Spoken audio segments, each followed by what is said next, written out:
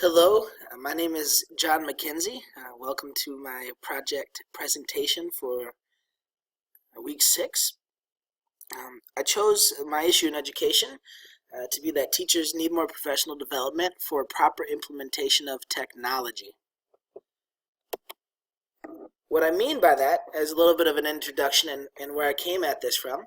Although resources are readily available, teachers in my school choose not to use them. Research indicates that this is true in other districts as well. Teachers need more professional development. Some believe that technology is not necessary. There is some professional development that is not useful, and teachers are in need of more quality professional development. So as I approached this topic, I wanted to look at what needed to happen, as well as what kind of was in the way. So that's kind of where these bullets right here came from. So my thesis, I'm planning on using as a rough draft. In order for teachers to engage a higher number of students, they must not only use technology as a tool, but should be provided rich professional development opportunities in order to use these technologies appropriately and have an open mind for technological opportunities. So what this really means is, in order to best serve our students, this paper is going to suggest that more professional development in general is needed for teachers. It's almost a requirement, or strongly encourage that teachers use technology when they can. And it's my opinion that sometimes it's used well and sometimes it is not used well. And one way to navigate that is by quality professional development. So some emerging trends within this area that I have found through other issue papers throughout this course. I believe that, first of all, that we're largely aware of the scope of technology. It seems to have some serious lasting power, and it is always expanding. Cities, districts, and organizations are investing in educational technology. Specifically, I plan to reference the STEM Hub, the Pyramid STEM Hub that they are building in the Kentwood area by Grand Rapids.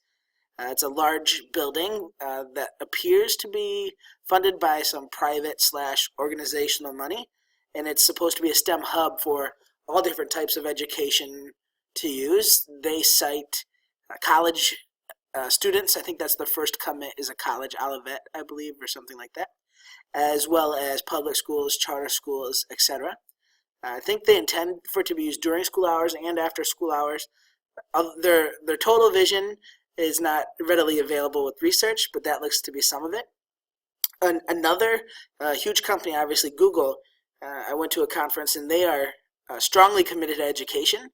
It's a large part of their company, and some new things that really show me that they're dedicated to education is Google Classroom, which is a lot like Edmodo or Schoology, but it integrates with Google Docs really well, as well as they opened up the email and the teacher in the Google for Ed. The Google Drive has unlimited space for storage on the cloud storage. So if you don't know what that means, like on your personal Google, you can store I don't know, maybe 15 gigs, or there's a requirement you can only store so much information, whether it be pictures, videos. The education one's wide open for students and teachers, and they also made the Gmail free with that, and it did not used to be free. So it looks like they're strongly committed to education. Also, there's usually professional development and technology offered by districts already. So I can't personally remember one professional development, like we do like a 2-day series of professional development. I can't remember one where there wasn't at least one technology section offered within each time slot. So there are opportunities out there. Some of this is going to go into whether those opportunities are appropriate and how they're being used, and whether or not we need more of those opportunities. So support I find myself for seeking out for this is some research suggests students are more engaged when using technology appropriately. Researchers provide appropriate ways to conduct the professional development. So I got some resources saying these are some techniques in terms of professional development that are working. One interesting thing with those is they're generally just good teaching techniques, which is pretty funny, because if you think about professional development, often you're you're being instructed in ways that would not be good teaching techniques. So it was just interesting to see that come up a couple times. One thing in support is some teachers are already excellent at implementing technology within their classrooms. And one thing our district's looking to do, it's not done well at this point, but they're trying to get that information out from the teachers that are doing things great to the other teachers in a comfortable way. Teachers I informally interviewed, so in looking into this topic, I just talked to some co-workers, and they expressed desire for more learning opportunities in technology. Students are already using technology and comfortable with it in general, so it's kind of nice. It's a tool that they're already using and familiar with. It only makes sense that we get on board as well.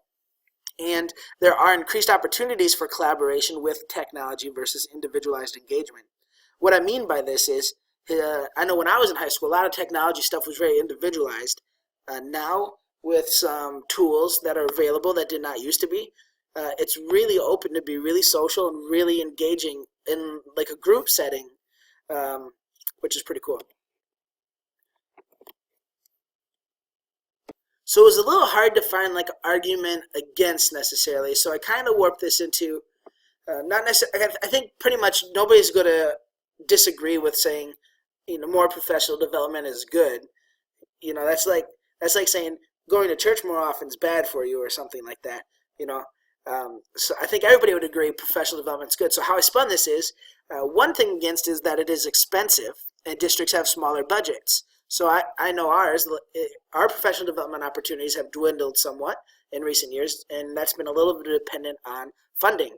So you can't get the best, consultants if you can't pay them well, and so on. Students are not always engaged appropriately. What I mean by that is, if teachers are not using technology in ways that are appropriate, students aren't going to be engaged well. Next, teachers may be against using technology for more traditional methods. What I mean by that is, people are hesitant to change, so that's an against. And equality of technology resources. And what I mean by that is district to district, those resources are going to be different. And I know some people have a problem with one district just blasting out the technology and other districts kind of being left in the dust. So for part of my Christian worldview, I looked at part of being Christian is glorifying the Lord through your work. Like regardless of your work can be holy. And you can evangelize through your work, even indirectly. And I think in order to be the best teacher you can be in this day and age, one strong component is being able to use tools, technology being one of those tools. We are also called to be the best version of ourselves. And so in terms of teaching and technology, I think that means using that technology. Also, one cool thing is technology can be used as a tool for consumption and creation. So everything on earth is good. What God created is good. He said it is good. Even though sometimes it is not a physical thing, we can create things with technology. And therefore, in general, I think it is good. And lastly, if a teacher is not comfortable with technology, it can be their cross. There's things every day that we're not comfortable with. And I think it is important that just because we're uncomfortable with it doesn't mean we need to shy away. It can just be our cross, And so for those teachers that are somewhat against or hesitant, that's their cross. And I think that fits into my Christian worldview. In terms of legal consideration, I know that professional development is required by law and required for recertification potentially. State tests, I know, are being mandated to be online. Michigan, I believe you could request to opt out, but it is an online test this year, the MSTEP test, and my district for sure is giving it online. And the need for knowledge of abuses technology educates students. So this wouldn't be legal for like the teacher. What this would be legal for is like a lot of that sexting stuff and online bullying. I think if the teacher's more comfortable and knowledgeable about the technology, they can put that education within their daily routine to help students out. And maybe that does feed into the Christian worldview as well. So my conclusion, I restated my thesis in a different way. Many teachers are in need of further professional development opportunities to enrich the learning within their classrooms through the use of technology in meaningful and engaging ways. And thank you. I appreciate you listening, and I look forward to the comments. Have a great day.